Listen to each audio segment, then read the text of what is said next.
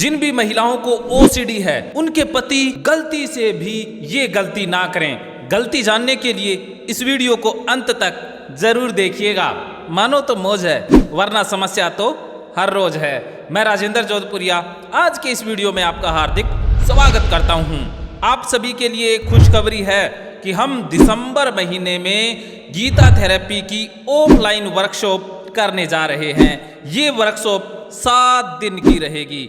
आप और अधिक जानकारी के लिए मुझसे बात भी कर सकते हैं। तो अब जिन महिलाओं को ओसीडी है उनके पति अगर ये गलती करते हैं तो ओसीडी और बढ़ जाएगी।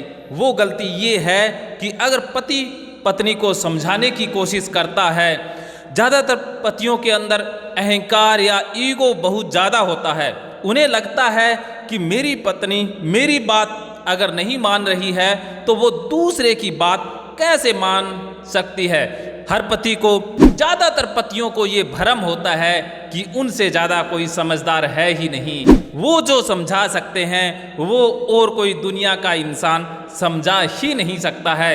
इसी चक्कर में वो लड़ाई झगड़ा भी कर लेते हैं। मेरे पास बहुत बार पति कहते हैं, जोधपुरिया जी आप क्या कोई नई बात बताते हो? गीता की बात हम भी अपनी पत्नी को बताते हैं लेकिन हमारी बात तो मानती ही नहीं है। आपकी बात कैसे मान सकती है? कई पति अच्छे होते हैं जो एक्सेप्ट कर लेते हैं कि सारा ज्ञान उनको नहीं है। वो हर बात हर इंसान को नहीं समझा सकते हैं, इसलिए वो पत्नियों का सहयोग भी करते हैं, उनके साथ भावनात्मक सहयोग भी रखते हैं। लेकिन ज़्यादातर पति ईगोइस्टिक होते हैं। उन्हें लगता है कि अगर मेरी बात नहीं मानी तो और किसी की भी तू मान ही नहीं सकती है। तुझे थेरेपी लेने की, तुझे काउंसलिंग लेने की कोई ज़रूरत नहीं है। तुझे कोई कुछ नहीं समझा सकता। जब मैंने मत्था मार लिया तो दूसरा तुझे कैसे समझा देगा? और यही जिद, यही पतियों की जिद पत्नी को और बीमार कर देती है। तो इसमें गलती ये नहीं करनी है कि आपने ज़बरदस्ती समझाने की कोशिश करनी है। प्रिंसिपल जैसे अपने बच्चों को नहीं पढ़ा सकता। प्रिंसिपल चाहे कितना भी होशियार क्यों ना हो, वो अपने बच्चे को खुद नहीं पढ़ा सकता है। उसी प्रकार नाई खुद के बाल खुद नहीं काट सकता है, उसे दूसरे नाई की आवश्यकता पड़ती ही पड़ती है। इसी प्रकार जीवन में काउंसलर की भी आवश्यकता पड़ती ही पड़ती है। आप ज्ञानी होंगे, आप महात्मा बुद्ध भी होंगे, तब भी आपको काउंसलर की तो जरूरत पड़ेगी ही पड़ेगी, क्योंकि आपकी पत्नी आपसे समझ जाए ये बहुत दुर्लभ बात है।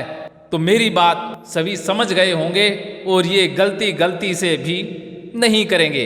अगर आप गलती करेंगे तो परिणाम आप भुगतते रहेंगे।